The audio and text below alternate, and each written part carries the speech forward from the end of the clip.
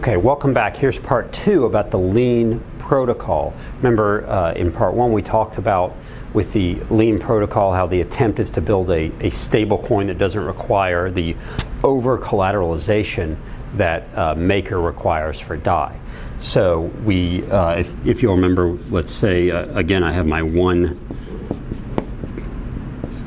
ETH and I'm going to assume again the value of ETH currently is $200. I lock it up, my ETH goes down here, being held kind of in this smart contract box, and I get an SBT. Remember, this was the solid bond token, and the LBT, which is the liquid bond token. The SBT I locked up into the idle smart contract, right, and I minted, in this case we'll call it 180 idle, the 20 other idle were locked up there until the maturity date, or until this SBT was actually auctioned off later. Now, Lien Protocol, these guys have developed what's called fair swap. And fair swap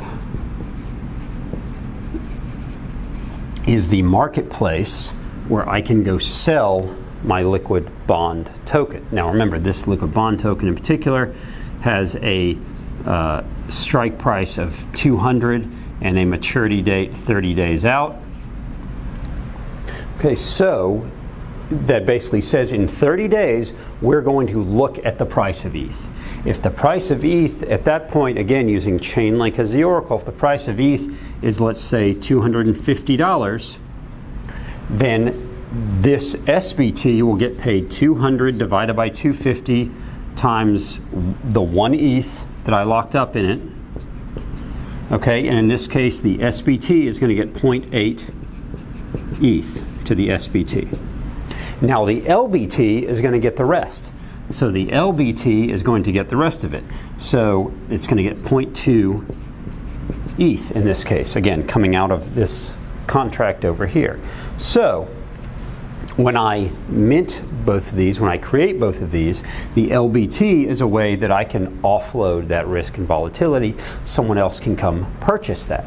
Now, at the time when I mint this at 30 days out, the strike price is $200. So in 30 days, if the price of ETH is only $200 and someone else has bought, so let's say Ron has come in here and paid, and they pay an idle. So Ron has come into fair swap and bought my liquid bond token for, say, 20 idle, and we come to the maturity date and the price is only $200, the price of ETH is only $200, Ron gets nothing. He spent his 200 idle and he hasn't, the liquid bond token then expires and it's not worth anything.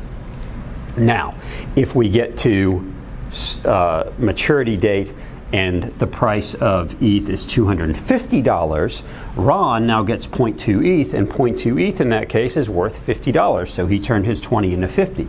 Ron was willing to accept that risk and that volatility, and what we can say, and because of that he gets 0.2 ETH. So what we've essentially created is a call option on ETH, right? Ron paid 20 idle to eventually get ETH, to eventually be able to take ownership, to take possession of 0.2 ETH that's now worth $50, right? He paid idle tokens, and later on he'll get to take possession of this. Now, of course, because of the fair swap exchange, Ron can go sell it, right? So if a couple days before the expiration, ETH is at 240, right? He paid 20 and it's now at 240. He can maybe go sell that token for 40 idle or something, or 38 idle or something like that, and someone might be willing to pay for it, and he has now increased his idle. He's taken on that risk.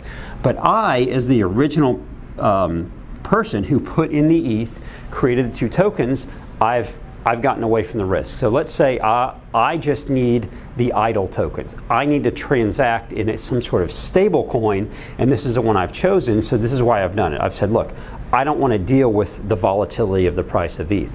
I don't want to transact in ETH. and I've chosen not to use DAI. Whoever I'm transacting with has chosen to use idle tokens, whether I'm transacting with some sort of lending protocol or I'm actually doing business. We've chosen to use idle, and the way I've done it is I've said I'm going to lock up my ETH. I don't want the volatility, so.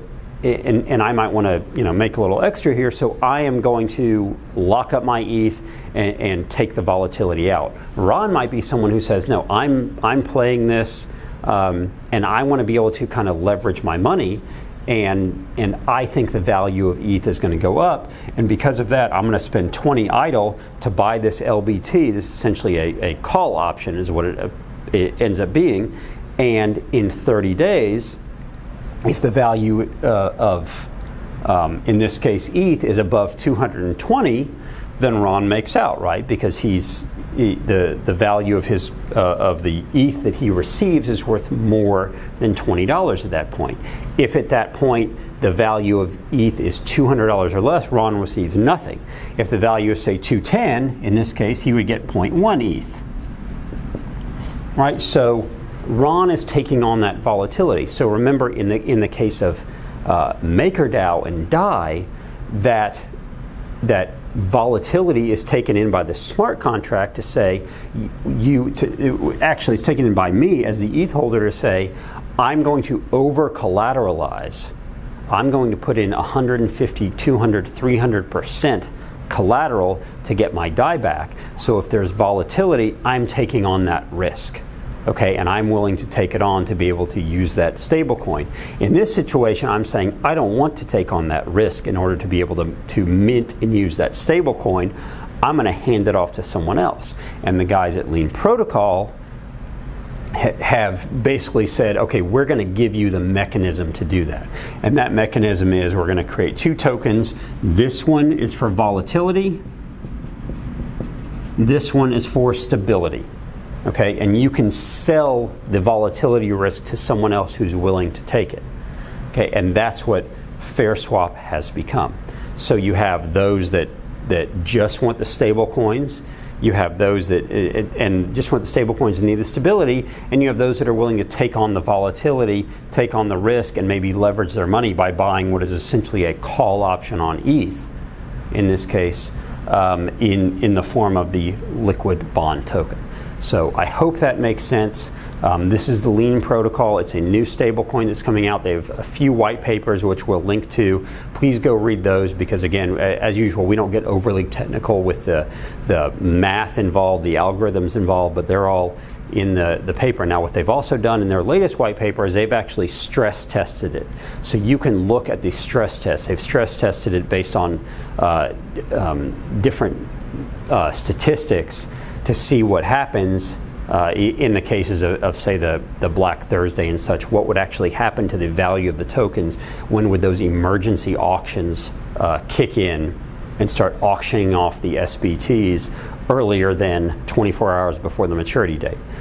So they have all that in there, and we can have more discussions on what some of the use cases would be, what some of the other use cases would be, what would happen in certain situations. But we wanted to get out here and talk about a new stablecoin that's coming out called IDLE, based on Lien Protocol, that is going to give the ability to create these algorithmically driven stablecoins that do not require over collateralization because they are separating the volatility from the stability. So that is Lien Protocol. We hope you've enjoyed it. We hope we made it make sense for you.